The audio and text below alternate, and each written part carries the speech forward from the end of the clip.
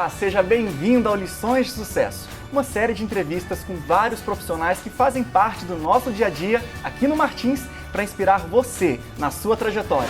E é este propósito que demonstra a nossa preocupação, a preocupação da empresa com as pessoas e revela o nosso cuidado com a vida. Chegou a hora de acertar as contas com o governo. Você já deve saber que até 30 de abril é preciso entregar a declaração do imposto de renda do ano anterior. Dessa vez, no formato digital e ao vivo.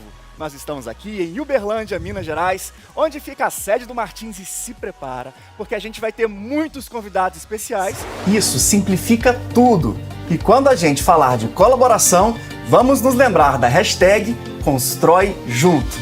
Nosso próximo tema é foco em resultado. E eu conto com você no nosso próximo vídeo. Tchau!